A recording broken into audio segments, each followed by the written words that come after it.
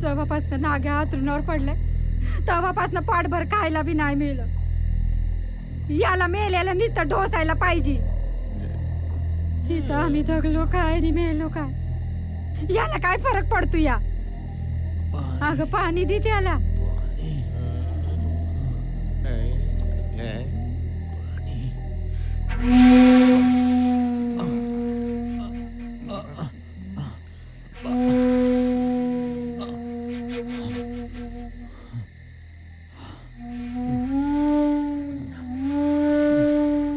माय अगं आपण राहू ग उपाशी, पण आपल्या नाग्या खायला बी नाही आणि औषध बी नाही म्हटल्यावर मरल की कशी हो. का बोलत आहेस? म्या कोणाच्या तोंडाकडे बघायचं? काय बी नाही होणार बघ त्यासनी. देव आहे ना व. वय ग पोरे वय. अगं देव हाय आपल्या संग. अगं तुझ्या बानं नाग्याला दवापाणी नाही केलं नाहीतर समधी जण भर येऊन आली. अगं आपला नाग्या बी कवाच बरा झाला असता बघ. बायांनो ए गप. बसा की जरा.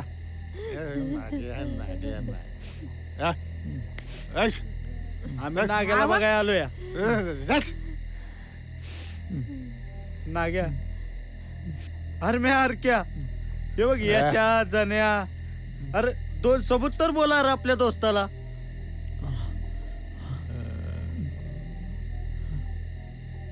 ठके आम्ही बकऱ्यासनी खायला घेऊन येतो. आंधळीतलं धान बी आणतो काढून. तू काय बी काळजी करू नको. आम्ही आहे ना व. आणि आमच्या घरची नाचणी आणि काहीतरी देतो.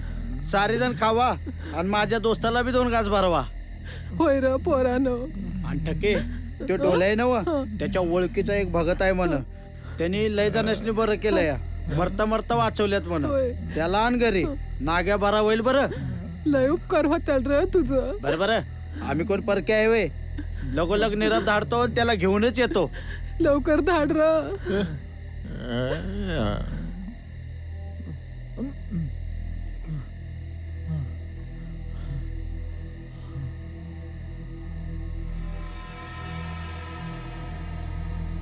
या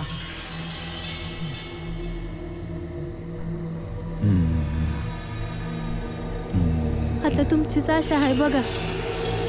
काय बी करून बरं करा यासनी.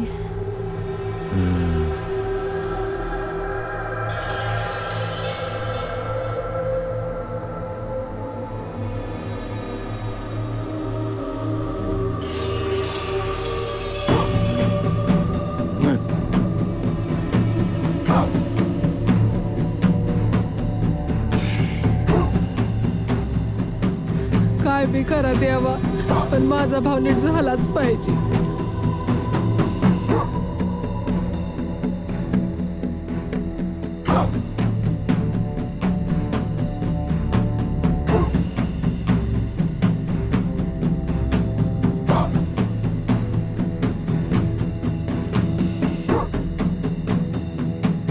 आई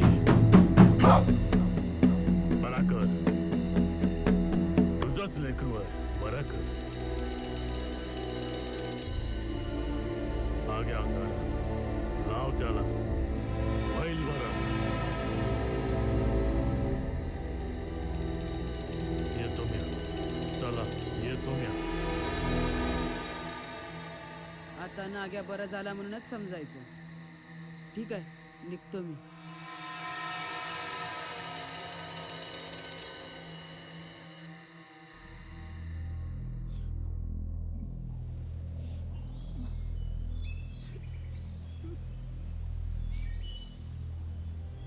माझ्या नाग्याला गोळी लागली.